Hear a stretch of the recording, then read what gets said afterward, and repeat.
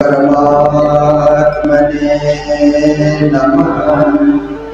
श्री गुरु चरण कमलेभ्यो नमः। आनंद कंदं प्रभुदेव चंद्रं व्रजे स्वरूपे न पुरा विजातम् प्रवेश्य प्राप्तं प्रिय प्राणनाथं परेश पूर्णं सततं नमामि। ब्रह्मा प्रियाय गरुडाय जातं सर्वस्वपातं भवसेन्द्राय विज्ञानदाता निज धर्मदाता दिनैकबन्धो शरणं प्रपद्ये। दिनैकबन्धो शरणं प्रपद्ये। मंगल कृष्ण प्रणाम मंगल धर्म प्रकाश मंगल सुंदर साथ मंगल धाम उजास।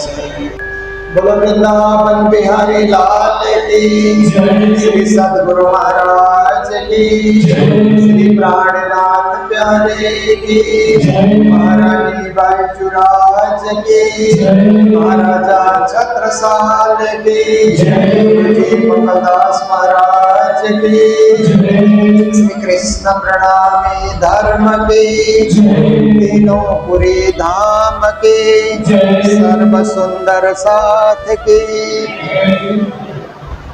मेरे तो आधार राज श्यामा के चरनार बिंद। मेरे तो आधार राज श्यामा के चरनार बिंद। राज के चरनार बिंद राज के चरनार बिंद। श्यामा के चरनार बिंद श्यामा के चरनार बिंद। राज के चरनार बिंद राज के चरनार बिंद। श्यामा के चरनार बिंद श्यामा के चरनार बिंद।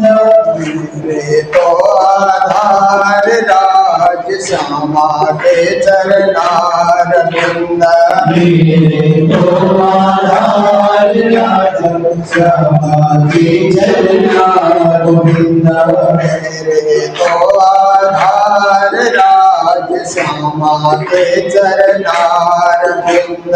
मेरे तो आधार राज श्यामा के चरनार बिंद। सतगुरु के चरनार बिंद सतगुरु के चरनार बिंद। श्री जी के चरनार बिंद श्री जी के चरनार बिंद। सतगुरु के चरनार बिंद सतगुरु के चरनार बिंद। श्री जी के चरनार बिंद। श्री जी के चरनार बिंद। मेरे तो आधार राज श्यामा के चरनार बिंद। मेरे तो आधार राज श्यामा के चरनार बिंद। मेरे तो आधार राज श्यामा के चरनार बिंद। मेरे तो आधार राज श्यामा के चरनार बिंद। राज के चरनार बिंद राज के चरनार बिंद। श्यामा के चरनार बिंद। श्यामा के चरनार बिंद। श्यामा के चरनार बिंद। श्यामा के चरनार बिंद। सतगुरु महाराज की जय। पहले 11 वर्ष और ऊपर 52 दिन काल माया ब्रह्मांड में खेले मिला निज जना, खेले मिला निज जना। प्रणाम। आज श्रीमद् गीता कथा चतुर्थ दिवस में हम लोग प्रवेश कर रहे हैं। देखिए, हम लोगों ने परम धाम की वितक सुनी और ब्रज की वितक सुन रहे हैं। देखिए, ब्रज लीला अति मोटी छे। श्री प्राणीनाथ जी कहते हैं ना, ब्रज लीला बहुत ही बड़ी लीला है। मोटी का मतलब इतनी मोटी नहीं, ये गुजराती में मोटी बड़ी को कहते हैं। हिंदी में तो मोटी बोलने से जो शरीर से रिष्ट पुष्ट है ना, उसको मोटी बोलते हैं ना, मोटी पतली। पर गुजराती में मोटी बोलने से बड़ी, मोटी बहन बोलेंगे तो बड़ी बहन, मोटा भाई बोलेंगे तो बड़ा भाई। तो प्राणनाथ जी कहते हैं ब्रज लीला अति मोटी छे रे। ब्रज लीला बहुत बड़ी लीला है, छोटी मोटी लीला नहीं है। तो ब्रज लीला में आप देखिए कि प्राणनाथ जी ने कई कई लीलाओं का वर्णन किया वाणी के अंतर्गत। एक गोवर्धन धारण की लीला है, उसकी थोड़ी सी चर्चा करके हम लोग रास लीला में प्रवेश करेंगे। दिवाली के दूसरे दिन मैया यशोदा मिठाइयाँ बना रही है, सारी गोपियां मिलकर के मिठाइयाँ बना रही हैं। एकदम घी की सुगंधी सर्वत्र आ रही है, मसाले की सुगंधी, घी की सुगंधी, बड़ी मिठाइयाँ बन रही है। तो श्याम सुंदर श्री कृष्ण ने मैया से पूछा कि अरे मैया, दिवाली तो हो गई, आज कौन सा पर्व है? बड़ी मिठाइयां बन रही है। मैया ने कहा कि कान्हा, हम सब ब्रजवासी है ना, आज के दिन इंद्र की पूजा करते हैं। तो कहा इंद्र की पूजा क्यों करते हैं? कहा ये बड़ी बड़ी बातें तुम बाबा से पूछो, मेरे से मत पूछो। तेरे को जवाब देने लगूंगी तो मैं मिठाई नहीं बना पाऊंगी। इसलिए मुझे अपना काम करने दो और बाबा के पास जाकर के पूछो कि इंद्र की पूजा हम क्यों करते हैं। श्याम सुंदर चले गए नंदा बाबा के पास। कहा बाबा, आज बड़ी मिठाइयाँ बन रही हैं, सब गोपियां भी लगी हुई है, मैया भी लगी हुई है, कौन सा पर्व है आज? दिवाली तो हो गई। आज इंद्र पूजा का दिन है, हम सारे ब्रजवासी मिलकर के बरसों से इंद्र की पूजा करते हैं। तो इंद्र की पूजा क्यों करते हैं? इसलिए कि वो जल के देवता हैं। वो जल बरसाते हैं तो पृथ्वी में हरियाली छा जाती है। हरियाली छाने से अच्छे अच्छे घास निकल करके आते हैं और हमारी गैया चरने के लिए जाती है, तो हरी हरी घासों को चर करके बहुत बढ़िया दूध देती है। और हम सारे ब्रज के ग्वाले, जब गाय ज्यादा दूध देती है तो हम लोग दूध को फिर दही के रूप में परिणत करते हैं, फिर घी तैयार करते हैं और उसी का धंधा हम लोग करते हैं। हमारा गुजारा उसी से होता है। तो इंद्र वर्षा नहीं करेंगे तो गाय कहाँ चरने जाएगी? और तुम कन्हैया को भी माखन हम कहाँ से खिलाएंगे? जल तो चाहिए ना, इंद्र की पूजा तो होनी चाहिए ना। श्री कृष्ण ने कहा बाबा, इंद्र का काम है जल बरसाना, चाहे आप पूजा करो चाहे ना करो, उनका काम है पानी बरसाना, जल बरसाना। उसके लिए वो नियुक्त है, वो जल बरसाएंगे ही, पूजा करने की जरूरत नहीं है। करो ना करो उससे उनको क्या लेना देना है, वो उसके देव है, जल के देव है, उनको बरसाना है जल। तो बाबा ने कहा अगर हम पूजा नहीं करेंगे तो वो नाराज हो जाएंगे।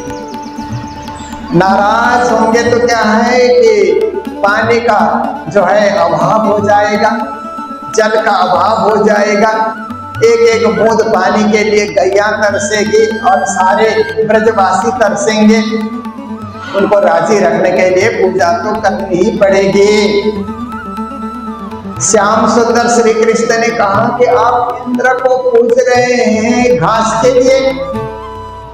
घास तो गोवर्धन पहाड़ में अपने आप ही उग रहे हैं। गायों को वहां चरने भेज दीजिए। गोवर्धन के चारों ओर इर्द गिर्द घास अपने आप ही उग रहे हैं, अपने आप ही निकल रहे हैं। आप मेरा मानो बाबा, तो इस बार घास के लिए ही पूजा करनी है, तो गोवर्धन पहाड़ के इर्द गिर्द बहुत घास है, गोवर्धन पहाड़ की पूजा की जाए। इंद्र की पूजा तो वर्षों से आपने की है, इस बार आप कुछ नया रंग ढंग अपनाओ कि गोवर्धन पहाड़ की पूजा करो। कृष्ण के मीठी बातों में, क्योंकि कृष्ण का अर्थ ही होता है ना आकर्षण, जो आकर्षित करता है। आध्यात्मिक आकर्षण को कृष्ण कहा जाता है ना। आप देखिए, राधा का अर्थ क्या होता है? प्रेम की धारा। प्रेम की धारा जो बह रही है उसका नाम है राधा। और आध्यात्मिक आकर्षण से सबको आकर्षित कर रहे हैं, उनका नाम है कृष्ण। फिर आप देखिए, गोपी किसको कहा जाता है? जो अपने इंद्रियों से कृष्ण रूपी रस का पान करते रहती है, उनको गोपी कहा जाता है। गो रूपी इंद्रिय से कृष्ण भक्ति रूपी रस का पान करना, इसको गोपी कहा जाता है। फिर आप देखिए, गोकुल किसको कहा जाता है? गो इंद्रियों को कहा जाता है। इंद्रियों का समूह गोकुल। सारे इंद्रिय भक्ति की तरफ लग जाए, आंख भी, कान भी, नाक भी, हमारे हाथ भी, पांव भी, सभी इंद्रिय भक्ति मार्ग में लग जाए तो कितना अच्छा होता है ना। गोकुल, हमारा शरीर ही गोकुल बन जाता है। तो देखिए, ऐसे बहुत सारे शब्द हैं। तो कृष्ण के सामने काकासुर आया, बकासुर आया, तृणावर्त आया, अघासुर, ये सब असुर आए ना। इनका भी अपना अपना अर्थ ज्ञानियों ने बताया है। काकासुर का अर्थ होता है धूर्तता का अंत कर देना। कौए को धूर्त कहा जाता है ना, उनका अंत कर देना। कभी भी कोई चीज हाथ से भी छीन करके ले जाते हैं कौवा। बकासुर का अर्थ होता है बक बक करने वाली बुद्धि का अंत कर देना। क्योंकि लोग जब मूर्ख होते हैं ना, बक बक बक करते रहते हैं ना, पर कृष्ण आते हैं तो उनकी बुद्धि को नाश कर देते हैं, बकासुर का वध करना। तृणावर्त का अर्थ होता है तृष्णा का अंत कर देना। क्योंकि हमारे मन में कहीं ना कहीं, मन के किसी कोने में तृष्णा बैठी रहती है, सताते रहती है। कृष्ण भक्ति में लग जाओ तो तृष्णा का अंत हो जाता है। ऐसे ही कहते हैं कि अघासुर, अघ कहते हैं बहुत ज्यादा पाप। जन्मांतर में हमने बहुत ज्यादा जो पाप किया है, उसका अंत हो जाएगा जब हम कृष्ण भक्ति की ओर आकृष्ट हो जाएंगे। अघासुर का वध हो जाएगा। एक धेनुकासुर है, बुद्धिहीनता है। जब कृष्ण चरणों में अनुराग होगा तो हमारी बुद्धि जो है, कृष्ण भक्ति की बुद्धि हमारी बुद्धि होगी। इसलिए धेनुकासुर का अंत। व्योमासुर कहते हैं आकाश में लेकर के कृष्ण को गया था, दूषित वातावरण का अंत कर देना। कृष्ण भक्ति शुरू होगी तो वातावरण भी हम दूषित बनाएंगे। कालिया दहन श्री कृष्ण ने किया था, कुत्सित विचारों का अंत कर देना। वस्त्र हरण श्री कृष्ण ने किया था, मर्यादा की रक्षा करना। देखिए, हर कृष्ण लीला में कोई ना कोई उपदेश है, कोई ना कोई शिक्षा है। तो इसी तरह से शंखचूड़ का वध का अर्थ होता है वासना का अंत कर देना। ब्रह्मा का मोह क्या है? भ्रम का निवारण। भ्रम रहेगा तो भक्ति नहीं होगी, इसलिए भ्रम को छोड़ करके ब्रह्म की ओर आकर्षित हो जाना चाहिए। तो इंद्र यज्ञ की बात आ रही है ना अभी, गोवर्धन पूजा, इंद्र की पूजा, ये अहंकार का नाश करना है।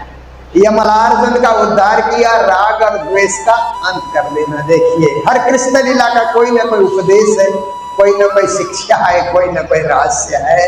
तो कहा इस बार गोवर्धन पहाड़ की पूजा की जाए, आप सब मेरा मानो और सारे ब्रजवासी, सारे गोप ग्वाले गोपियां चलो गोवर्धन के चारों ओर खड़े होकर के प्रेम पूर्वक गोवर्धन की पूजा करेंगे। कृष्ण की मोहिनी बातों में नंद बाबा से लेकर के सारे गोप ग्वाले कहने लगे कान्हा ठीक कह रहा है, बहुत ठीक कह रहा है। घास में तो गोवर्धन पहाड़ में गैया जाती है, घास का कोई अंत नहीं है, इतना बड़ा पहाड़ है, गैया चरती रहेगी। इस बार गोवर्धन की पूजा करते हैं, चलो देखते हैं।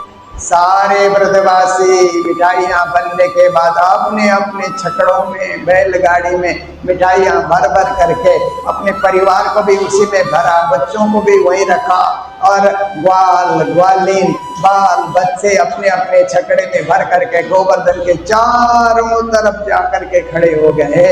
और खड़े होने के बाद श्याम सुंदर श्री कृष्ण कहते हैं अब धूप जलाओ, अब क्या है जल चढ़ाओ, पुष्प अर्पण करो, गोवर्धन भगवान की जय। ऐसा करके स्वयं श्री कृष्णा पुजारी जैसे बन करके ब्राह्मण की तरह सबको सिखा रहे हैं और सब बड़ी खुशी से पूजा अर्चना करते जा रहे हैं।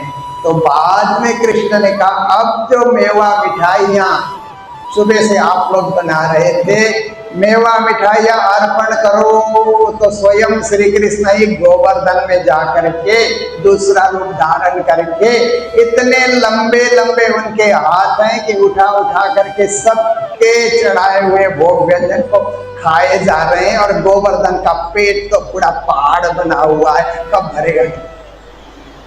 ब्रजवासी लोग देख रहे हैं, देखो देखो गोवर्धन भगवान प्रकट हो गए। आज तक इंद्र ने कभी ऐसे साक्षात दर्शन देकर के हमारे मेवा मिठाइयों को ग्रहण नहीं किया था। आज कृष्ण के कहने पे देखो गोवर्धन भगवान प्रकट हो गए, मेवा मिठाइयाँ भी खाए जा रहे हैं। इतना खा गए, इतना खा गए, बाद में ग्वाले प्रार्थना करने लगे एक गोवर्धन भगवान थोड़ा प्रसाद तो हमारे लिए भी बचाइए, क्योंकि बच्चे भी भूखे हैं। सुबह से पूजा करने के लिए सबको कुछ खाने नहीं दिया। इंद्र की पूजा करते थे तो सब कुछ बच जाता था, सारे बाल बच्चे हम लोग खाते थे बांट बांट करके, परंतु गोवर्धन भगवान तो लगता है वर्षों से भूखे हैं, इन्होंने कुछ खाया ही नहीं है, इनका पेट भी बहुत बड़ा है, इसलिए जो कुछ चढ़ाया जा रहा है सब ये ग्रहण करते जा रहे हैं। तो प्रार्थना करने लगे कि कुछ प्रसाद हमारे लिए भी बचाइए। तो गोवर्धन पहाड़ तो साक्षात श्री कृष्ण ही है, ब्रजवासियों को नहीं पता है। उन्होंने कहा कि प्रसाद भी बचा लिया जाएगा, कोई चिंता की बात नहीं है। तो इस प्रकार से प्रसाद भी उनको बचा दिया। और फिर इसके बाद क्या होता है कि सब उस बचे हुए प्रसाद को खाने लगे, प्रेम पूर्वक ग्रहण कर रहे हैं, खुशियां मना रहे हैं, आज बड़ा अच्छा हुआ। तो इतने में नारद जी ने जाकर के इंद्र को बता दिया कि देखो इंद्र, कृष्ण ने तुम्हारी पूजा ब्रजवासियों से छुड़ा दी। आज तो गोवर्धन पहाड़ की पूजा हो रही है, देखो। इंद्र ने ऊपर से दृष्टि डाल करके देखा तो आज तो गोवर्धन पहाड़ की पूजा हो रही, सभी प्रसन्न हो रहे हैं।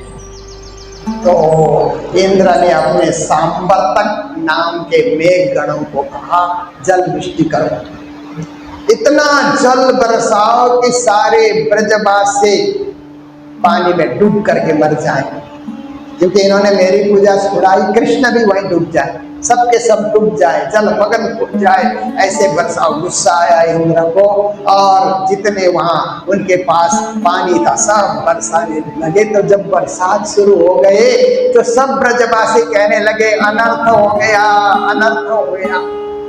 इंद्र क्रोधित हो गए, देखो जल वर्षा करने लगे, बरसात होने लगी, अब क्या होगा, कैसे होगा।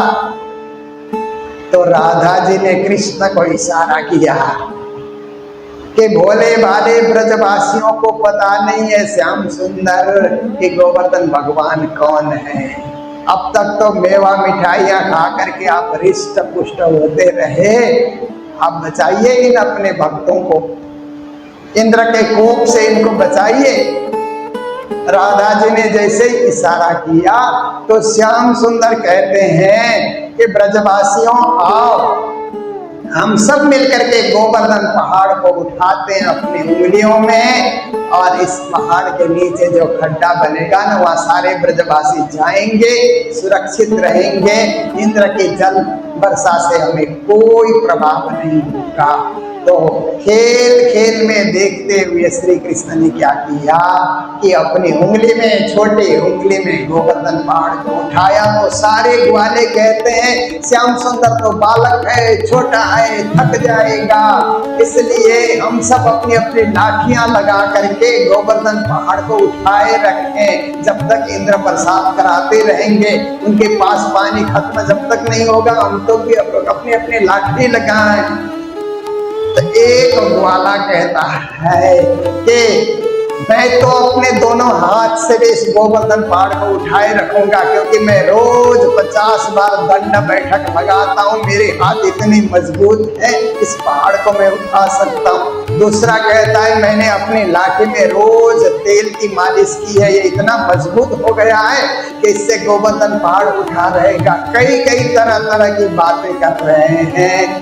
तो श्याम सुंदर तो सुन रहे हैं। तो सब ने अपनी लाठियों का सहारा देकर के गोवर्धन को उठाए रखा। 7 दिन 7 रात तक इंद्र जल बरसाते रहे। देखिए, एक रात बारिश होने से हम लोग कैसे घबरा जाते हैं। 7 दिन 7 रात ब्रजवासी घबराए नहीं, श्याम सुंदर उनके साथ हैं। तो ब्रजवासी कहने लगे श्याम सुंदर तुम तो थक गए होंगे, बालक हो, हम लोगों ने लाठी का और अपने अपने हाथों से गोवर्धन को उठाया, थोड़ी देर तुम विश्राम करो, हम उठाए रखते हैं। कृष्ण ने जरा सा अपने हाथ नीचे किया तो सारे गोप वाले जो हैं उठा रहे थे, लाठी का सहारा दे रहे थे, वो दबने लगे। हे श्याम सुंदर हम तो दब रहे हैं, बचाओ बचाओ बचाओ। फिर श्याम सुंदर ने अपने भक्तों को, ब्रजवासियों को बचाया। बाद में इंद्र के पास पानी जो खत्म हो गया ना, तब इंद्र को लगा कि श्याम सुंदर कोई साधारण बालक नहीं है, ये तो वही श्याम सुंदर है जिनको हम ध्यान लगाते हैं, मेरे से भूल हो गई। तो इंद्र क्या करते हैं कि फिर बाद में क्षमा याचना करने के लिए कामधेनु और पारिजात को लेकर के श्री कृष्ण के पास आते हैं, भेंट चढ़ाने के लिए और क्षमा याचना करते हैं। तो ये गोवर्धन के लीला श्री प्राणनाथ जी ने कारी कामरी रे मोको प्यारी लागी, तो सबसे निगार को शोभा देवे, मेरा दिल बांधा तुलसो। गोवर्धन को ढापिया एक बूदन हुआ दखल, आग लोहा पानी प्रलय का सोच लिया सब जल, कारी कामरी रे मोको प्यारी लागी। तो प्राणनाथ जी कहते हैं कि जब गोवर्धन श्री कृष्ण ने उठाया तो अपने कंधे में जो काला कंबल श्री कृष्ण रखते थे न, काली कामरी, उससे गोवर्धन को ढक दिया था। वो काली कामरी क्या है? कहते हैं कृष्ण भक्ति का जो बाना है ना, वस्त्र है, कृष्ण भक्ति का जो वस्त्र है, भक्ति के वस्त्र से जब ढक दिया तो इंद्र का जो कोप है वो उस पर कोई प्रभाव नहीं डाल सका। तो इस प्रकार गोवर्धन पूजा की बड़ी भारी महिमा आती है। उसके बाद श्री कृष्ण धीरे धीरे अनेक लीला करते हुए 11 साल के हो जाते हैं। 11 वर्ष और 52 दिन न तापी से पहुंचे वृंदावन। प्राणनाथ जी वाणी में कहते हैं 11 साल के हो गए। तो कृष्ण का 11वां जन्म उत्सव धूमधाम से मनाने की तैयारी हुई, क्योंकि ब्रजमंडल में तभी से जन्म उत्सव मनाया जाता था। कुछ लोग कहते हैं कि ये जन्म उत्सव मनाने की परंपरा तो अंग्रेजों ने दी। जब ब्रिटिश लोग हमारे देश में आए तो बर्थडे मनाने लगे, तब से हम लोग बर्थडे मनाते हैं, ऐसा कुछ लोगों का सोचना है। परंतु आप देखिए कि आज से 5251 ये चल रहा है ना, कृष्ण जन्म का संबंध 5251 चल रहा है। अब कृष्ण जन्माष्टमी मनाएंगे तो 52 शुरू हो जाएगा। अब देखिए इतने सालों पहले ब्रजमंडल में कृष्ण का जन्मोत्सव मनाया जाता था।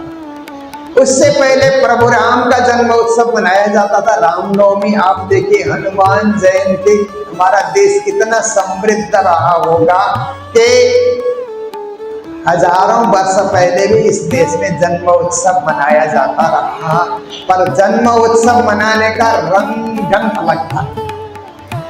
हमारे देसी ढंग से जन्म उत्सव मनाया जाता रहा, तो दूध की मिठाइयां बना करके लोगों को बांटा जाता रहा।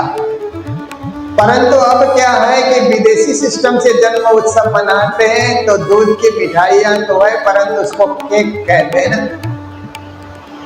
तो केक बना करके उसको काटा जाता है। फिर विदेशी सिस्टम और हमारे भारतीय सिस्टम में आप देखिए कि जन्म उत्सव दिन में, जन्म दिवस कहते हैं ना, जन्म दिवस बर्थडे कहते हैं ना, डे कहते हैं ना, पर मनाते हैं इवनिंग को या नाइट को। विदेशी लोग जो मनाते हैं बर्थडे कहते हैं, परंतु मनाते तो इवनिंग को है ना। फिर आप देखिए कि हमारे देश में जब जन्म उत्सव होता है तो दिए जलाए जाते हैं। दिए जलाना शुभ माना जाता है ना, दिए बुझाना को अशुभ माना जाता है। तो जीवन के दिए जलते रहे तो अच्छा रहता है ना, परंतु वहां तो मोमबत्ती जला करके फू करके सब बुझा दिया जाता है। जीवन के दिए को आपने बुझा दिया तो आपका बचा क्या फिर? इसलिए हमारी पद्धति जो है शास्त्रीय पद्धति है, और हमारी पद्धति अर्थपूर्ण पद्धति भी है। और विदेशी लोग अपने ढंग से मनाए, हमें उसमें कोई हर्ज नहीं है, पर हम स्वदेशी हैं तो अपने स्वदेश के ढंग से जन्म उत्सव हम लोग मनाए। कुछ मिठाइयाँ ज्यादा नहीं बना सके तो आप खीर बनाइए, खूब मसाले डाल करके अच्छी तरह से सबको वितरण कीजिए। आज आपका जन्मदिन है, हमारे यहाँ कई लोग जन्मदिन मनाने आते हैं, भंडारे लगाते हैं, दिन में ही लगाते हैं भंडारा, आज जन्मदिन है ऐसा बोल करके, और खीर का वितरण होता है, सब लोग प्रसन्न हो जाते हैं। कृष्ण का 11वां जन्म उत्सव है, नंद घर में अनेक दूध की मिठाइयां और खीर इत्यादि बना करके ब्रजवासियों को बुलाया गया। नंद बाबा तो गांव के मुखिया थे। जब नंद बाबा के घर से बुलावा आता था तो ब्रजवासी सबके सब इकट्ठे हो जाते थे। आज नंद घर में उत्सव हो रहा है, क्योंकि नंद का नाम ही तो आनंद है ना। आज आनंद उत्सव करेंगे सब। गोपियों को तो और आनंद आता था, क्योंकि आज कृष्ण को निकट से देख पाएंगे, निकट से उनके दर्शन कर पाएंगे और उनकी लीलाओं का अवलोकन करेंगे। तो सारे ब्रजवासी वहां पहुंचे, बड़ा धूमधाम का उत्सव हुआ। उत्सव होने के बाद फिर सब लोग नाचने और गाने लगे ना, झुंड झुंड बना करके नाच रहे हैं, बूढ़े ग्वाल भी नाच रहे हैं, क्योंकि उत्सव होता है तो बुढ़े बुढ़े लोगों को भी नाचने की इच्छा होती है ना। देखिए कई लोग कुर्सी में बसते हैं, बैठते हैं, कृष्ण जन्म होता है तो वो भी उठ करके नाचने आ जाते हैं, क्योंकि ये एक आनंद उत्सव है। बुढ़े भी नाच रहे हैं ग्वाले, और बच्चे ग्वाले भी नाच रहे हैं, गोपियां भी नाच रही है, सब नाच रहे हैं। तो अलग अलग झुंड में नाच रहे हैं। कृष्ण कभी इधर नृत्य देखते हैं, कभी उधर नृत्य देखते हैं। जब गोपियों के बीच नृत्य देखने के लिए आए तो कृष्ण ने कहा, गोपियों तुमको नाचना नहीं आता है, तुम लोग तो ऐसे ही उछल रही हो,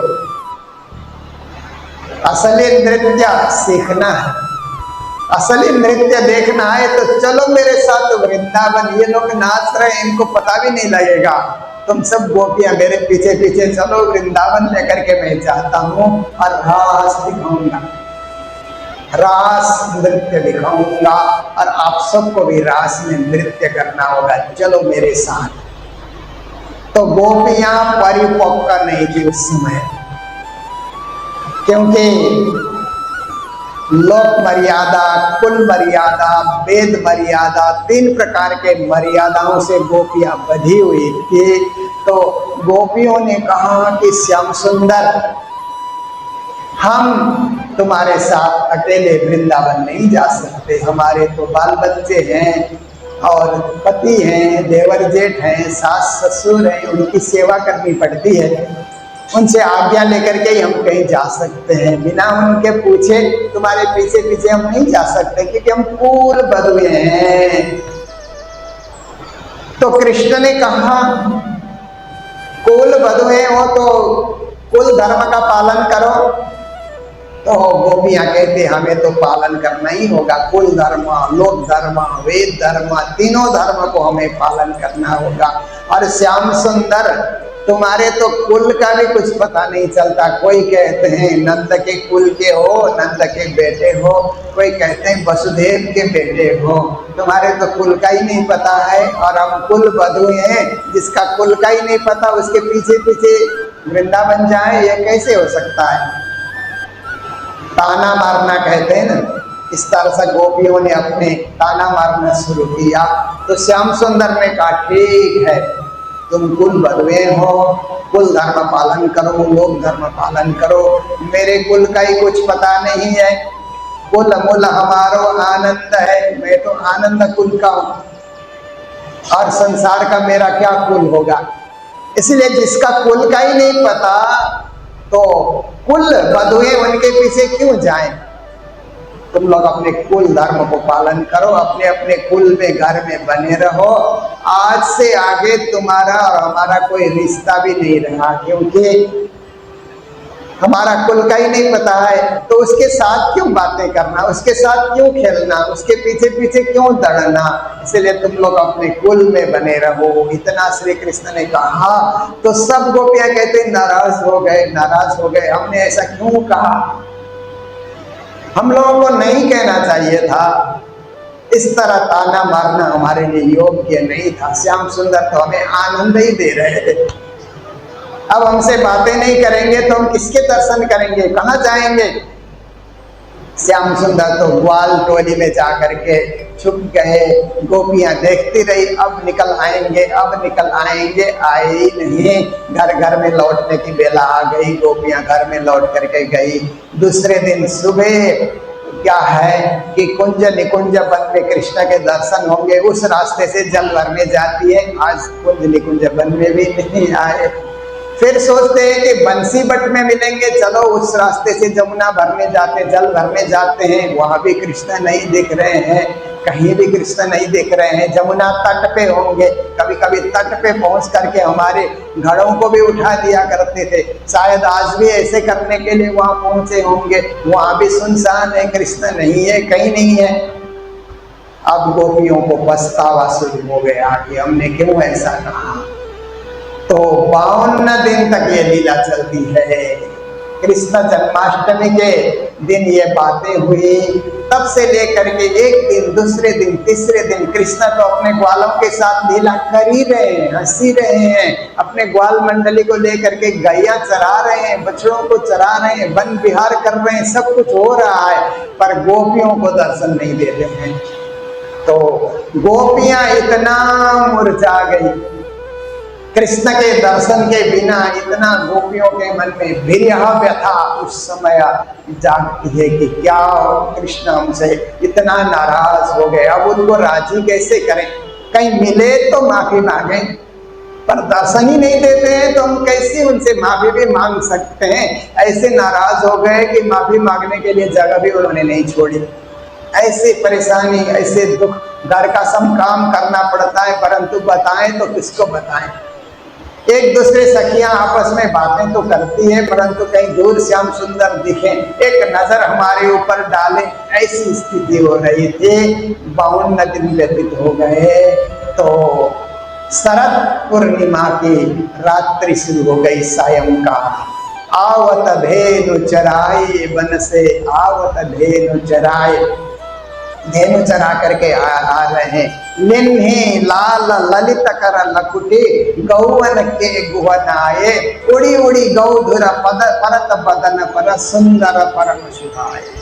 वन से गाय बछड़ों को चरा करके श्याम सुंदर आ रहे हैं, ग्वाले आ रहे हैं। इतनी धूल उड़ रही है गाय के चलने से कि सब धूल उड़ उड़ करके कृष्ण के बदन को धूल ढक रही है। फिर भी श्री कृष्ण उसमें भी चमक रहे हैं, धूल से ढकने के कारण भी कृष्ण ऐसे चमक रहे हैं कि सुंदर परम सुहाए लिन्ही लाल ललित कर लकुटी, एक लाल लकुटी लाठी उन्होंने हाथ में लिए गायों को आगे आगे उनको जो है घर की ओर ले जाने के लिए।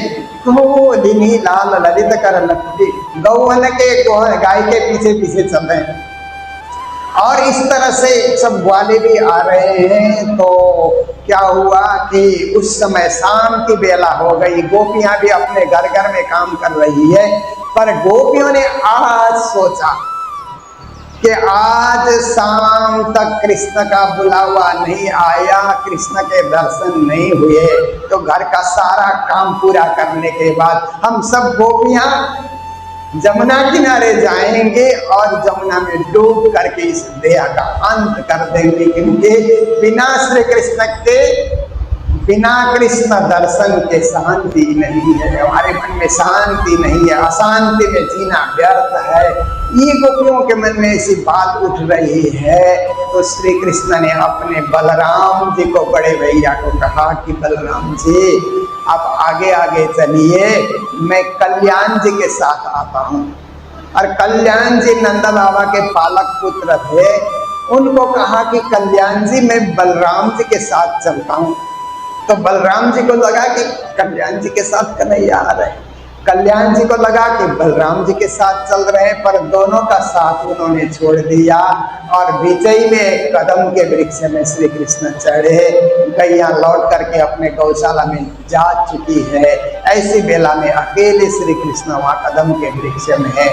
उन्होंने मीठी मधुरी प्रेम भरी ऐसी आवाज में बंसी बजाई, इतनी मीठी बंसी की आवाज आई कि सारे ब्रजवासी कहने लगे कि ऐसी बंसी तो हमने कभी सुनी नहीं, कौन बजा रहा है, बड़ी मीठी आवाज आ रही है।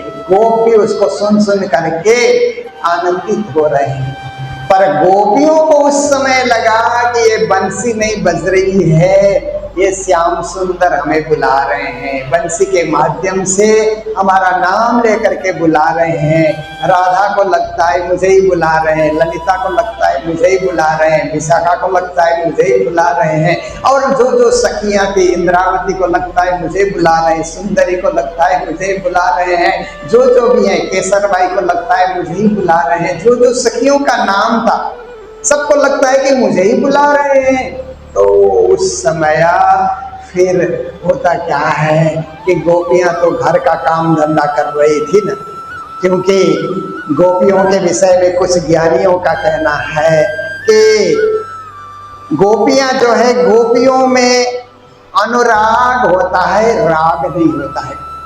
अनुराग प्रेम को कहते हैं, राग संसार का मोह है। गोपियों में राग नहीं है, अनुराग है। गोपियां लीला चाहती है, लीला में मस्त होना चाहती है, भोग नहीं चाहती है। गोपियां योग चाहती है, और योग ही नहीं संयोग भी चाहती है। योग से परे संयोग होता है, वो गोपियां चाहती है। और गोपियों में अनुरक्ति है परंतु अज्ञान नहीं है। गोपियों में वियोग तो है पर बिछोड़ नहीं है। गोपियों में क्रंदन तो है परंतु दुख नहीं है। विरह है, वेदना नहीं है। सेवा भाव है, स्वार्थ नहीं है। मान है, अभिमान नहीं है। त्याग है, संन्यास नहीं है। प्रलाप है, बेहोशी नहीं है। ममता है पर मोह नहीं है। श्रृंगार है पर कामना नहीं है। अतृप्ति है परंतु अनिच्छा नहीं है। देह है, देहाभिमान नहीं है। जगत है पर माया नहीं है। ज्ञान है परंतु इतने ज्ञानी भी नहीं है। ब्रह्म है उनके हृदय में परंतु निर्गुण नहीं है। मुक्ति है पर लय नहीं है उनमें। निराशा है पर हताशा नहीं है। आनंद है परंतु विषयानंद नहीं है। प्रेमानंद है, सच्चिदानंद है, नंद है, भावानंद है। ऐसा आनंद है गोपियों में, उनको गोपी कहा जाता है। तो शरद निसारे पूनमतनी आव्योते आसुरे माँ सकल कलानी चंद्रमा एणी रजनी की दोरे रास। प्राणनाथ जी अपनी वाणी में कहते हैं शरद ऋतु है, पूर्णिमा की तिथि है, असोज का महीना है, चंद्रमा सकल संपूर्ण 16 कला से चंद्रमा अपनी कलाएं बिखेर रहे हैं। इसी रात्रि को श्याम सुंदर श्री कृष्ण ने रास के लिए ब्रज गोपियों को आह्वान किया। जब बंसी बजी तो बंसी की आवाज सुनते ही क्या होता है कि तामसियां राजसियां चली, स्वातसियां शरीर छोड़ के बिलीगी। सबसे पहले तामसी सखी, तामसी गुस्से को नहीं कहा जाता है, भक्ति जगत में तामस प्रेमाधिक्य भाव को कहा जाता है, अधिक प्रेम उनमें था। तो सबसे पहले तामसी सखियां उस समय कृष्ण के चरणों में जाने के लिए तैयार हो जाती है। तो उस समय जब बंसी बजी तो वो सखियां क्या कर रही थी? प्राणनाथ जी कहते हैं, कोई सखी रे काम करे घर मध्य, आड़ो उबो ससरो पत जेहा, बेन सुनी रे पाटू दैनी सरी, एने दृष्टि मां स्वरूप स्नेहा। कोई सखी क्या कर रही थी कि घर में काम कर रही थी, अंदर काम कर रही थी, तो दरवाजे से ससुर और सास धूप सेकने के बाद अंदर प्रवेश करते न शाम की बेला में, वो आड़े आ रहे थे काम करने में। तो ऐसे समय में जब बंसी बजी तो सखियों को लगा मुझे बुला रहे हैं, तो घर से निकल गई तामसी सखियां।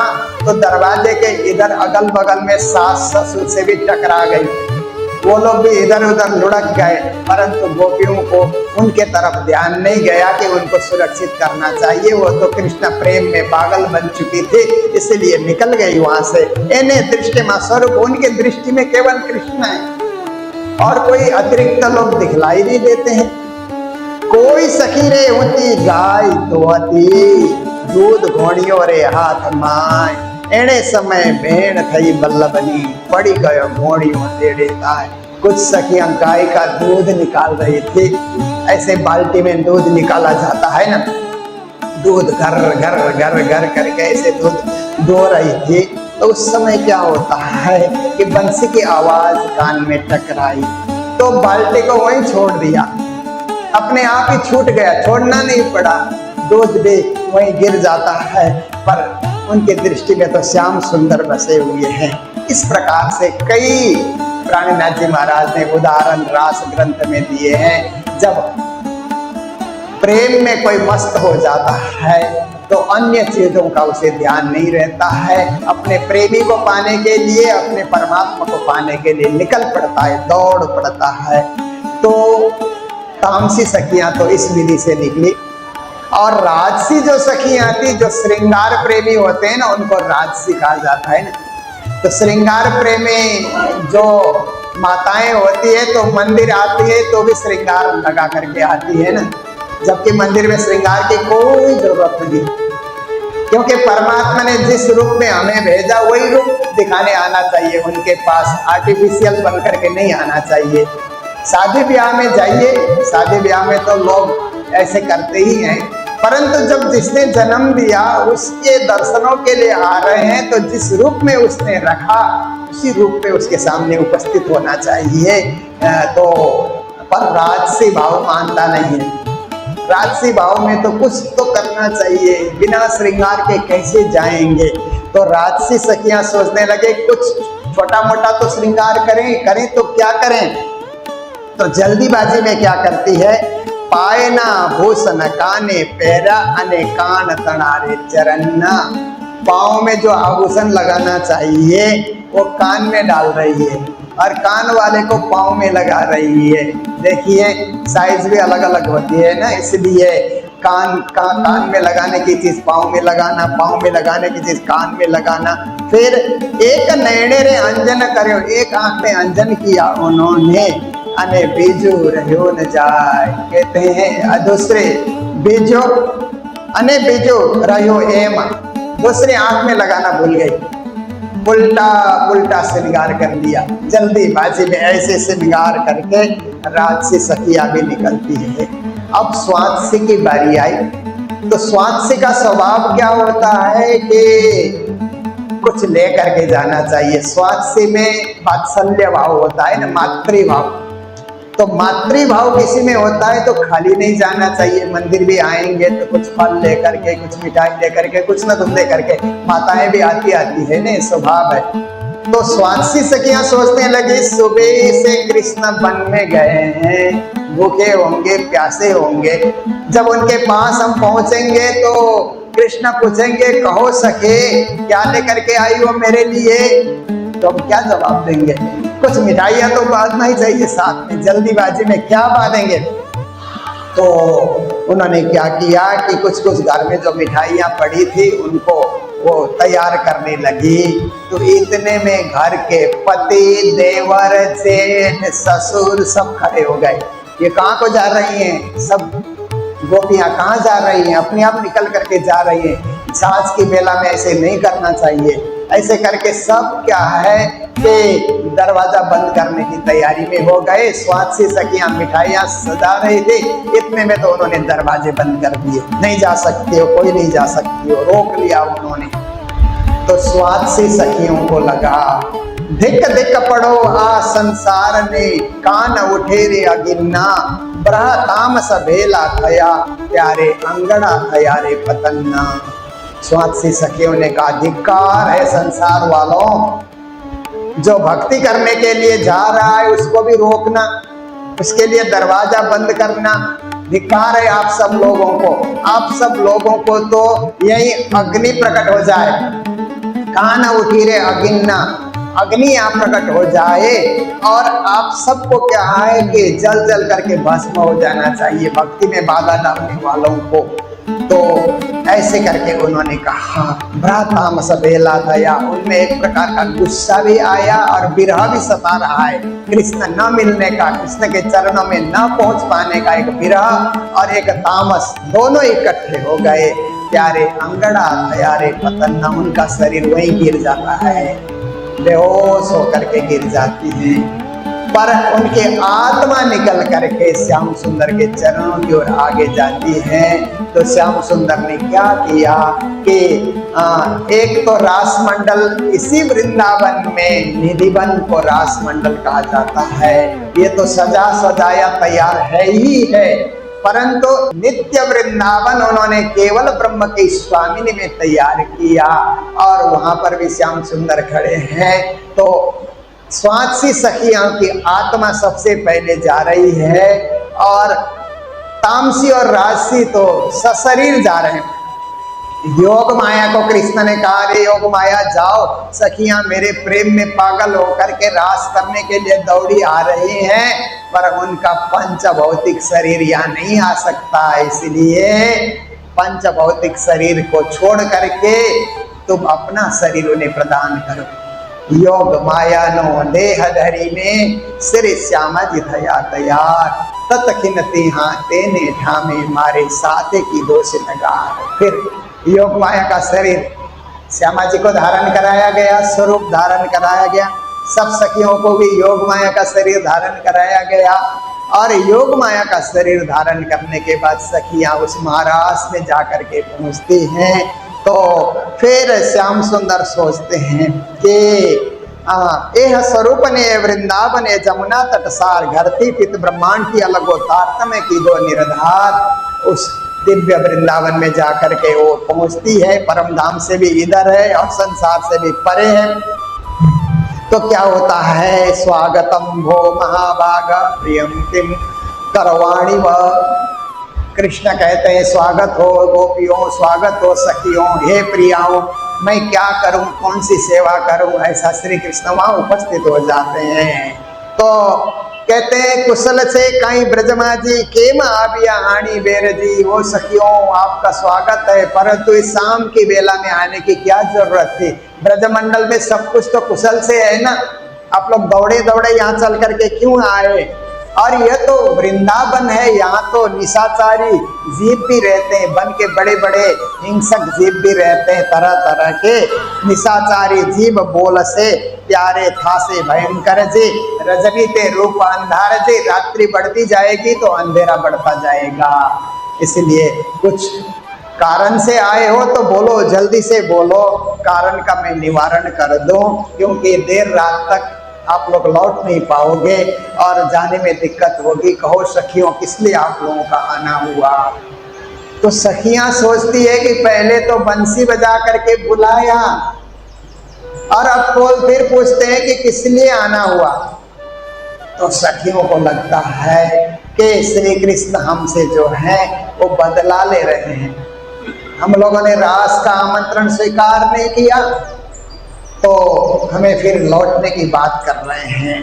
श्री कृष्ण ने उस समय उनकी बड़ी परीक्षा ली, क्योंकि रास में मोह का एक कण मात्र भी, रज मात्र भी मोह लेकर के रास में प्रवेश नहीं कर सकता। इसलिए कृष्ण परीक्षा ले रहे हैं कि सखियों घर को लौटो, क्योंकि तुम्हारे पति राह देख रहे होंगे, बच्चे रो रहे होंगे, सास ससुर की सेवा की जरूरत होगी। तुम लोग शाम की बेला में सब कुछ छोड़ करके आ जाओ, सबकी सेवा करो। पति लूला हो, लंगड़ा हो, काना हो या मूर्ख हो, कैसे भी क्यों न हो, पतिव्रता स्त्री का धर्म है कि पति की सेवा करनी चाहिए। जाओ जाकर के सेवा करो, यही तो लोक धर्म है, यही वेद धर्म है, यही कुल धर्म है। अपने धर्म का पालन करो। ऐसा करके जब उन्होंने समझाया तो उस समय फिर सखियां सोचती है कि ये तो रास में रमण नहीं कराएंगे, ये तो सबको घर में ही लौटाने की तैयारी कर रहे हैं। तो ऐसे समय में सखियां कुछ बेहोश भी हो जाती हैं, कुछ सखियां खड़ी होकर के वार्ता भी कर रहे हैं श्री कृष्ण से कि हे श्याम सुंदर, आपने जो कुछ सुनाया हमें, हम भी कुछ बोलना चाहते हैं, हमारी बात भी आप सुने। बोलो क्या बोलना चाहते हैं? कहा कि एक बगीचा किसी व्यक्ति ने लगाया और बगीचे में बहुत फल तैयार हो गए। बगीचे की रखवाली के लिए एक जो है व्यक्ति को नियुक्त किया। तो व्यक्ति बगीचे की रक्षा कर रहा है, कोई जानवर ना आ जाए, कोई चोर ना आ जाए, इस तरह से हर प्रकार से वो रक्षा कर रहा है। फल तैयार हो गए तो श्याम सुंदर ये बताइए कि अब वो फल खाने का अधिकार उस रक्षक को है कि मालिक को है? आप बताइए, न्यायपूर्वक आप बताइए। तो श्री कृष्ण ने कहा कि जिसका बगीचा है फल खाने का अधिकार तो उसी को है, रक्षक उसको नहीं खा सकता है, वो तो केवल रक्षा कर सकता है। फल खाने का अधिकार तो मालिक को ही है। तो कहा कि हमारे जीवन में भक्ति रूपी फल परिपक्व होकर के तैयार है, उस भक्ति रूपी फल को हमारे गोप ग्रहण करेंगे कि आप ग्रहण करेंगे? तो कृष्ण उस समय निरुत्तर हो जाते हैं। फिर दूसरी बात ज्ञानी जन कहते हैं कि सखियों ने फिर से कहा कि हे श्याम सुंदर, आप न्यायपूर्वक बताइए कि एक पतिव्रता स्त्री का पति बोला कि मैं कमाई धंधे के लिए बाहर प्रदेश में मैं जा रहा हूं, कुछ साल लगेंगे वहां कमाई धंधा करने में। तो पतिव्रता कहती है आपके दर्शनों के बिना तो मैं अन्न जल ग्रहण नहीं करती हूँ, तो आपके दर्शन ही नहीं होंगे, परदेश चले जाओगे तो मैं बिना अन्न जल के रह जाऊंगी। तो पति ने कहा ये मेरी फोटो है, ये रख लेना पूजा में और दर्शन करके तुम खा पी लेना। तो रोज पति की फोटो की पूजा करती है, दर्शन करती है और भोजन पानी ग्रहण करती है। ऐसे 5 साल तक चला। 5 साल के बाद पति शाम की बेला में लौट करके आया और वो पूजा कर रही है पति की फोटो की। वो दरवाजे में आवाज दे रहा है, दरवाजा खोलो, दरवाजा खोलो। आवाज समझ आ गई कि ये मेरे पति की आवाज है, पर इधर भी पति की पूजा कर रही है। अब पूजा करते करते पूजा अधूरी छोड़ करके जान निकलना भी नहीं चाहिए। आप आरती कर रहे हैं तो छोड़ करके नहीं जा सकते, आरती तो पूरी होनी चाहिए ना। तो वो धर्म संकट में पड़ी वो पतिव्रता स्त्री। तो हे श्याम सुंदर, आप न्यायपूर्वक बताइए कि अब उस पतिव्रता स्त्री को पूजा छोड़ करके दरवाजा खोलने जाना चाहिए कि पूजा पूर्ण करके बाद में दरवाजा खोलना चाहिए? तो श्याम सुंदर ने कहा जब असली पति आ गया है तो फोटो में क्या रखा है, दरवाजा खोल देना चाहिए। तो सखियां कहने लगी हम जीत गए, आप ही हमारे जीवन के असली पति है, प्राणाधार प्राणनाथ तो आप ही है। शरीर तो हम छोड़ करके आ गए, शरीर के पति वहीं छूटे और शरीर भी वहीं छूटा, केवल हमारी आत्मा प्यासी होकर के योग माया का देह धारण करके आपके चरणों में पहुंची है और आप असली पति हमें मिल गए हैं। इसलिए हम तो आपकी सेवा में रहेंगे, आपकी पूजा करेंगे और आपसे वार्ता करेंगे, आपकी बंसीनाद सुनेंगे। तो श्री कृष्ण ने देखा कि ये तो जीत गई है सखिया, परीक्षा में जीत गई है और इनका मन अत्यंत पवित्र है और इनमें माया का लेश मात्र भी नहीं है। तो श्री कृष्ण ने फिर आज राज पूर्ण काज मनना मनोरथ सुंदरी, मनना मनोरथ सुंदरी रे मनना मनोरथ सुंदरी रास प्रारंभ किया। वृंदावन के 188 वृक्षों का परिचय कराया। फिर उसके बाद फिर अनेक रास की लीला दिखाते हैं। रास ग्रंथ में प्राणनाथ जी महाराज कहते हैं वह हम चढ़ी रास, आंख मिचामणि, आंख को बंद करके छुप करके दूसरे को पकड़ने की लीला है, फूदड़ी की लीला है, गुलवनी की लीला है, गड़तरी है, करताली है, घूम लड़े है, कोणिया है, रासनी रामत है, अम्मानी रामत है, उड़न खटलिनी रामत है और इस तरह से अनेक रामत उन गोपियों को श्री कृष्ण दिखाते हैं। रास का मतलब केवल नाचना नहीं है, गाना भी है, आनंद उत्सव भी करना है, जमुना जी में झीलना भी करना है और फिर उसके बाद झीलना ही नहीं, बैठ करके वार्ता भी करनी है, वहाँ पर जलपान भी करना है और वहाँ पर अनंत और अद्वैत का अनुभव भी करना है, अखंड का भी अनुभव करना है। ये सब मिला करके रास होता है। तो रास के विविध विधाओं को श्री कृष्ण ने वहां पर सखियों के बीच प्रस्तुत करके फिर देखा कि नृत्य करते करते सखियों में तो अहम भाव आ गया, क्योंकि अहम भाव कहीं ना कहीं से घुस जाता है व्यक्ति में। दान करते, सेवा करते, भक्ति करते कहीं ना कहीं अहंकार आ जाता है। तो सखियां कहने लगी श्याम सुंदर आपने रास में तो हमें बहुत आनंद दिया, पर वो रास आप नहीं दिखा रहे हैं कि जिस समय आपने बंसी बजाई ना, हम दौड़ करके आपके चरणों को पकड़ना चाहती थी, परंतु योग माया ने हमें बाधा डाला। इसलिए आप फिर से बंसी बजाइए ताकि हम आपके चरणों को पकड़ सकें दौड़ करके आ करके। श्याम सुंदर ने कहा ठीक है। तो देखिए मधुर मधुर नाम राज श्याम राज श्याम, मधुर मधुर नाम राज श्याम राज श्याम, राज श्याम राज श्याम जय राज श्याम राज श्याम, राज श्याम राज श्याम राज श्याम राज श्याम, राधे कृष्ण राधे श्याम जय राधे कृष्ण राधे श्याम, राधे कृष्ण राधे श्याम राधे कृष्ण राधे श्याम, मेरे राधे कृष्ण राधे श्याम, राधे कृष्ण राधे श्याम, श्री राधे कृष्ण राधे श्याम, श्री राधे कृष्ण राधे श्याम, मधुर मधुर नाम राधे कृष्ण राधे श्याम, मधुर मधुर नाम राधे कृष्ण राधे श्याम, राधे कृष्ण राधे श्याम, राधे कृष्ण राधे श्याम, राधे कृष्ण राधे श्याम, राधे कृष्ण राधे श्याम। कृष्ण कन्हैया लाल की जय। तो कृष्ण ने कहा राधा आप तो मेरे साथ चलो।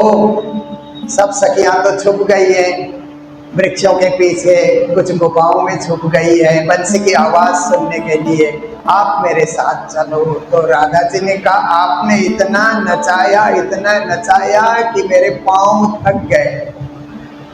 मेरे से अब चला नहीं जाता श्याम सुंदर, यदि आप अपने कंधे पे उठा करके मुझे ले चले तो ही मैं जा सकती हूँ, अपने पांव से मैं नहीं चल सकती। तब श्री कृष्ण ने कहा ये कौन सी बड़ी बात है, मैं कंधे पे लेकर के चलता हूँ। राधा जी को लेकर के श्री कृष्ण चले। तो आप देखिए कि इतना चलने के बाद फिर श्याम सुंदर ने देखा कि राधा जी में भी अहंकार आ गया। तो जैसे कंधे पे लेने की तैयारी हुई और कंधे पे राधा जी आ रही है, तो उसी समय क्या होता है कि श्याम सुंदर अंतर्धान हो जाते हैं। अंतर्ध्यान हो गए तो राधा जी को रोना आया कि ये मैंने क्या किया कि आप कंधे पे उठाइए। ये भी कोई बोलने की बात थी, पर प्रेम में मग्न होकर के मुख से बात निकल गई कि मेरी भूल हो गई। राधा जी भी रो रही है, सब सखियां बोलती है बंसी अब बजेगी, अब बजेगी, बजती नहीं, आवाज ही नहीं आती है। अपने अपने जहाँ छुपे थे वहां से निकल निकल करके आती है तो देखती है कि अरे, ऐसा लगता है कि श्याम सुंदर जी अपने प्रिया राधा को लेकर के किसी एकांत स्थान में चले गए हैं। तो उस समय सखियां देखती है कि देखो देखो, यहाँ तो दोनों के पांव के निशान दिखाई दे रहे हैं। देखते हुए आगे बढ़ी तो अब तो राधा जी के पांव के निशान भी नहीं दिखलाई दे रहे हैं, अकेले श्याम सुंदर के पांव के निशान दिखलाई रहे। हो सकता है कि राधा जी ने कहा होगा मैं थक गई हूँ तो कंधे पे उठा लिया होगा उनको। कुछ आगे बढ़ी सखियां तो श्याम सुंदर तो नहीं मिले, बेहोश होकर के पड़ी है राधा जी। उनके दर्शन होते हैं तो कहते हैं राधा जी आप होश में आइए, क्या हुआ आपको? क्या श्याम सुंदर आपको भी छोड़ करके चले गए? आपसे प्रिय सखा कौन है? सबसे प्रिय तो आप ही है श्याम सुंदर के लिए, आपको भी छोड़ करके चले गए। तो राधा जी कहते हैं हाँ, मुझे भी छोड़ करके चले गए, क्योंकि हम सबको अभिमान आया। जहाँ अभिमान आता है तो परमात्मा उसको त्याग देते हैं, छोड़ देते हैं। हम लोगों को ऐसा नहीं कहना चाहिए था कि आप बंसी बजाइए। रोने लगे, बन बन में ढूंढते हैं, पत्तों को पूछते हैं, लताओं को पूछते हैं, वृक्षों को पूछते हैं। कहते हैं कि इन लताओं को जवाब देने के लिए भी फुर्सत कहाँ है, ये तो अपने पति वृक्ष को लपेट करके बैठी है। ऐसे ही हम भी श्याम सुंदर को लपेटते तो कहाँ ये छुपते, कहाँ अंतर्ध्यान होते। भूल तो हमारी ही है। देखो लताओं से भी कुछ सीखो। तो इसके बाद फिर जमुना किनारे जाती हैं, कभी इधर कभी उधर। कहते हैं कि श्याम श्याम हो श्याम, पीऊ पीऊ करी रे पुकारो, हे मेरे श्याम, हे मेरे श्याम। कभी कभी तो ऐसा होता है कि श्याम कहते हुए प्राण कोई निकाल दे, परंतु जब मौ का उच्चारण होता है तो मुंह बंद हो जाता है ना, तो प्राण वहीं के वहीं रह जाते हैं। ऐसी स्थिति हो गई। कुछ सखियां कहती हैं कि श्याम सुंदर श्री कृष्ण ऐसे नहीं आएंगे, उनकी लीलाएं करनी होगी, उनकी बाल लीलाओं का अनुकरण करें, नाचे गाएं। तो कृष्ण कौन बनेगा? राधा जी कृष्ण बनेंगे, और कौन बनेगा? उनका ही हक है।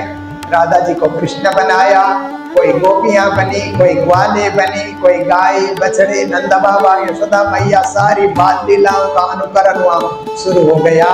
सब लीलाएं होने के बाद फिर अब बंसी बजाने की बारी जब आई तो कहा कि हम दूर दूर छुपने जाते हैं, आप तो श्याम सुंदर हैं, आप बंसी बजाइए, हम आपके चरणों को छूते हैं। राधा जी बंसी लेकर के खड़ी होना वो तो आसान था, पर बंसी बजाना राधा जी के लिए बहुत मुश्किल काम था।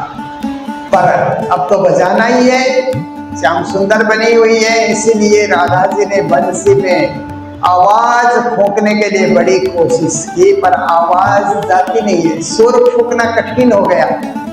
तो राधा जी क्या कहती है, श्याम तेरी बंसी होके बजना है जग में मुझे, सुर फूंकना कब और कैसे ये देखना है मुझे। हे श्याम सुंदर, मुझे तो बंसी बनकर के जगत में बजना है, परंतु मेरे को सुर फूंकना नहीं आता है, ये आपको ही फूंकना होगा। ऐसा कहा करके आंख बंद करके बंसी बजाने लगे। तो उसी समय श्री कृष्ण प्रकट हो जाते हैं कि राधा ये बंसी बजाने का कार्य तुम्हारा नहीं है तो मेरा है, फिर से प्रकट हो जाते हैं। पर प्राणनाथ जी महाराज वाणी में कहते हैं कि मूल स्वरूप ने अपने जोश को खींच लिया था, जब जोश लियो खींच कर तब चित्त चौको भाई अक्षर, और अपने जोश को फिर से उन्होंने लौटा दिया और फिर से महाराज की लीला शुरू हो जाती है। फिर एक एक गोपी एक एक कान्हा, इस तरह से भी रास की लीला होती है, सबकी इच्छाएं पूरी हो जाती हैं। उसके बाद जमुना जल में झीलना की लीला होती है, झीलना होने के बाद फिर वहां पर जलपान की लीला होती है। तो सब सखियां वहां बैठ करके जलपान करने के बाद वार्ता होती है, बातचीत होती है। तो बातचीत के दौरान में सखियां कहती है, श्याम सुंदर आपने बहुत आनंद दिया, रास में अपार आनंद आपने दिया, परंतु बीच में अंतर्धान होकर के आपने जो रुलाया, उस वियोग की घड़ी को हम लोग भूल नहीं पा रहे हैं। आपने रुलाया क्यों? आनंद में क्यों रुलाया? आनंदे रोता रमिए एम जेने कहिए थे लक्षण प्रेम, ये आपने क्यों किया? तो श्याम सुंदर कहते हैं कि मैं अंतर ध्यान नहीं हुआ, हम लोग नाच रहे थे तो तुम्हारे और हमारे बीच में एक वृक्ष खड़ा हो गया, वृक्ष के उस तरफ तुम लोग नाच रही थी, इस तरफ मैं नाच रहा था, परंतु आपस में हम लोग ने एक दूसरे को नहीं देखा, एक वृक्ष ही तो बीच में खड़ा हो गया था। तो सखियों को लगा कि वृंदावन के सारे वृक्ष पारदर्शी हैं, इतने हमने रास किए, किसी ने श्याम सुंदर को छुपाया नहीं, तो ऐसा कौन सा वृक्ष खड़ा हो गया कि हमारे श्याम सुंदर को ही छुपाया? तब गोपियों को अनुभव हुआ कि हमारा अहंकार रूपी वृक्ष खड़ा हो गया था। जब तक वृक्ष खड़ा रहा, श्याम सुंदर छुपे रहे, अहंकार रूपी वृक्ष ढह गया तो श्याम सुंदर फिर से हमारे सामने प्रकट हो गए, सबको ज्ञान हुआ। फिर श्याम सुंदर ने पूछा कि अब कौन सी लीला करनी है? अब कहा कि जहां विरह व्यथा न हो, क्योंकि ब्रज में भी आपने बड़ा आनंद दिया, पर 52 दिन हमसे बोलचाल आपने नहीं रखा, वो तो आपने वियोग दिया, रुलाया, रास में भी अंतर्ध्यान होकर के रुलाया। जहां विरह न हो ऐसे घर में ले चलिए। तो परम धाम में थोड़ी देर जगाया, परंतु उनकी इच्छा पूरी नहीं हुई थी, तो फिर से जागने के ब्रह्मांड में सखियों को भेजा जाता है। ये लंबी कथा है। तो आज यही रास का ये रस आप लोगों ने पान किया, और ये रास का वर्णन तो इतना भावपूर्ण है कि 1 घंटा और करते रहे तो भी ये बात पूरी होने वाली नहीं है, क्योंकि पार नहीं रास रात्रि को। कुछ ज्ञानी कहते हैं कि रास 6 महीने तक होती रही, कुछ कहते हैं कि रास की रात्रि अखंड हुई, और उसी रास रात्रि के एक हिस्से को बचा करके वेद की ऋचाएं भी ये रास का आनंद देख रही थी। केवल ब्रह्म की स्वामिनी में जो रास लीला हुई, वो अव्याकृत में वेद की ऋचाएं उस रास के प्रतिबिंब के दर्शन कर रही थी। उन्होंने भी इच्छा की, तो श्री कृष्ण ने उसी रात्रि का चौथा हिस्सा बचा करके वेद ऋचाओं के साथ भी इसी वृंदावन में निधिवन में रास की लीला की, जो आज भी दर्शन करने योग्य स्थान है। तो ये सारा प्रसंग जो कुछ बचा है कृष्ण की उत्तरार्ध लीला, और उत्तरार्ध लीला होने के बाद किस प्रकार फिर परम धाम की सखियां संसार में लौट करके आती हैं, तो उन्हें जगाने के लिए साक्षात श्यामा स्वरूप सदगुरु देवचंद्र जी महाराज प्रकट होते हैं। ये प्रसंग कल आप सबके समक्ष रखा जाएगा। आप लोग नियमित रूप से आ रहे हैं और बड़े आनंद के साथ सुन रहे हैं। मुझे तो ऐसा लगता है सुन ही रहे हैं, परंतु किसी किसी को एक आवाज में जब चर्चा चलती रहती है ना, तो कभी कभी नींद भी आ जाती है। इसीलिए आप लोग ध्यान से रहें। गर्मी भी है, व्यवस्था तो कुछ है, परंतु व्यवस्था होने से भी गर्मी के दिनों में स्वाभाविक है कि आलस आना, नींद आना, फिर भी आप लोग भक्ति सागर में डूबे रहे, तो ये आपकी महिमा ही है। तो इन्हीं शब्दों के साथ आज के दिन जिन जिन लोगों ने भोग व्यंजन की सेवाएं दी है, उनका नाम मैं उच्चारण करूंगा। तो हमारे बीच में शारदा जी अग्रवाल जो मुंबई से आई हुई हैं, आज उनका जन्मदिन है, और उनकी ओर से भंडारे की सेवा भी थी, भोग प्रसाद की सेवा भी है। तो उनको बहुत बहुत बधाई, मंगल बधाई प्रदान करते हैं। और आज ही के दिन क्या है कि सारा चौधरी जो छह माह की बालिका है उनका आज अन्नप्राशन अन्न खिलाने का दिन है, तो उनकी ओर से भी हमें यह सेवा प्राप्त हुई है, भंडारे की सेवा और ये भोग वितरण की सेवा। उनको भी बहुत बहुत बधाई, मंगल बधाई। पाना मंडल जो दरभंगा से आई हुई है हमारे बीच माता जी, उन्होंने भी भोग की सेवा प्रदान की है, उनको भी बहुत बहुत बधाई। और संतोष देवी जो हमारे सुबह सुबह मंगल आरती की सेवा में आती है पंजाबी पाड़ा से, उनकी ओर से भी सेवा प्राप्त हुई है। सभी को मंगल बधाई, मंगल कामनाएं देते हुए अभी के प्रसंग को यही विराम दे रहे हैं। बोलो सतगुरु महाराज की, श्री प्राणनाथ प्यारे की, सर्व सुंदर साथ की, श्री धाम के धनी की। जब जोश लियो चकार,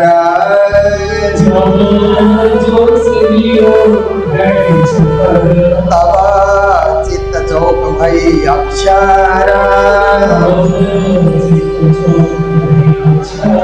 कौन बन कौन सखिया कौन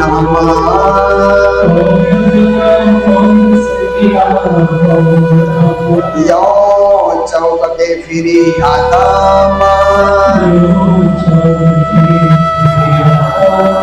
यो चौक के फिरी आदम। बोलो श्री प्राणनाथ प्यारे,